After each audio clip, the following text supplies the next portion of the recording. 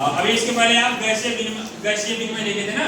Alveoli से रुधिर केशिका में ऑक्सीजन और कार्बन डाइऑक्साइड का लेन देन था। अब जब रुधिर केशिका में ऑक्सीजन आ गई, ये रुधिर केशिका मतलब फेफड़े की रुधिर केशिका है ना, फेफड़े से जाएगा ऑक्सीजनेटेड ब्लड या उसको कहते हैं शुद्ध रक्त, ऑक्सीजन युक्त रक्त। ये दरअसल ऑक्सीजन क्रिया करती है हीमोग्लोबिन से बनाती है ऑक्सी हीमोग्लोबिन, जिसका फार्मूला होता है Hb का 4 टेट्राइस, ठीक, 4 कर सकते हैं इसको।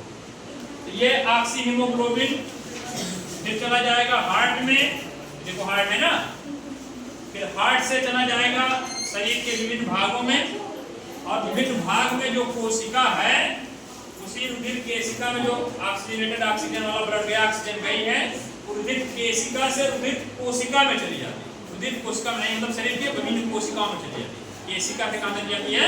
कोशिका। अब जब कोशिका को ऑक्सीजन मिल गई तो इसका जो ईंधन है ग्लूकोज, वो श्वसन क्रिया में टूटेगा, जिसके फलस्वरूप बनती है कार्बन डाइऑक्साइड। ये कार्बन डाइऑक्साइड कोशिका से बाहर निकालना अति आवश्यक होता है। जैसे केशिका से कोशिका में गई थी ऑक्सीजन, वैसे उसी क्रिया के द्वारा, मतलब विसरण क्रिया द्वारा, जहां ज्यादा रहेगा वहां से कम की तरफ जाएगा। यहाँ ज्यादा है कार्बन डाइऑक्साइड तो कोशिका से केशिका में फिर कार्बन डाइऑक्साइड चली जाती है। फिर ये ब्लड में उपस्थित हाइड्रोजन आयन के साथ क्रिया करके बनाती है कार्बोनिक एसिड H2CO3। क्या बनाती है? H2CO3। और उसके साथ साथ कुछ बनाती है कार्बोक्सी हीमोग्लोबिन। कार्बोक्सी हीमोग्लोबिन और कार्बोनिक एसिड के रूप में ब्लड में घुलित अवस्था में कार्बन डाइऑक्साइड रुधिर केशिका से पहुंचती है हार्ट में। क्या पहुंचेगी? हार्ट से फिर पंप कर दी जाती है पल्मोनरी धमनी के द्वारा फेफड़े में, ठीक, फेफड़े की एक इसका ही तो हम पहले बताए थे ना। तो अब हार्ट से फिर चली जाएगी कार्बन डाइऑक्साइड कहाँ?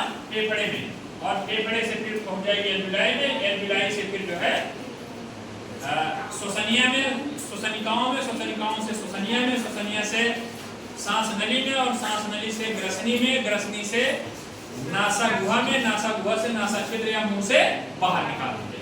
ठीक ना, इतने पूरा कार्बन डाई और ऑक्सीजन का लेन देन है।